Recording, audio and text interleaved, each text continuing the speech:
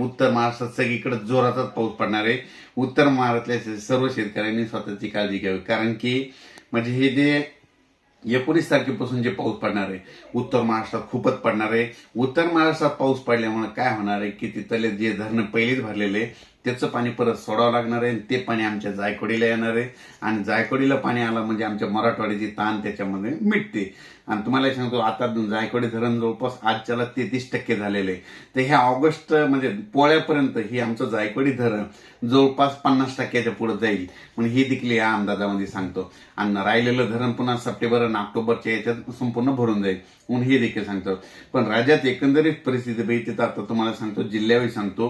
म्हणजे आज 19 तारखेला सांगायचं झालं तर नागपूर, वर्धा, भंडारा, गोंदिया, चंद्रपूर, अमरावती, त्याच्यानंतर यवतमाळ, नांदेड, हिंगोली, परभणी, वाशिम, अकोला, अमरावती, त्याच्यानंतर बुलढाणा, परभणी, त्याच्यानंतर लातूर, उस्मानाबाद, सोलापूर, सातारा, सांगली, कोल्हापूर, कोकणपट्टी, नगर जिल्हा, त्याच्यानंतर संभाजीनगर, जळगाव, धुळे, नंदुरबार, नाशिक, इगतपुरी, आंदोरसूल, त्याच्यानंतर शिर्डी, कोपरगाव, वैजापूर, फुलंब्री, कन्नड ह्या भागामध्ये कन्नड या सगळीकडे म्हणजे सांगायचं तर मुंबई, पुणे सगळ्यात जास्त पाऊस मुंबई, पुणे, त्याच्यानंतर उत्तर महाराष्ट्रात देखील पडणार आहे म्हणून हा अंदाज लक्षात येतो.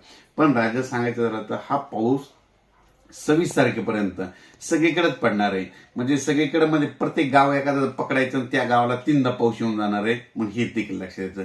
आणि राज्यामध्ये ह्या पावसामध्ये काय होणार आणखीन एक सांगायचं झालं तर बुलढाणा जिल्हा, मला बरेच शेतकऱ्याचे फोन आले की या बुलढाणा जिल्ह्यामध्ये काय झालं की आमच्या धरणामध्ये तळ्यामध्ये पाणी आलं नाही. त्यांच्यासाठी खास करून अमरावती, अकोला, बुलढाणा जिल्ह्यातल्या शेतकऱ्याची आनंदाची बातमी, तुमचे जे पेन टाकळी धरण आहे त्याच्यात देखील पाणी येणार आहे. त्याच्यानंतर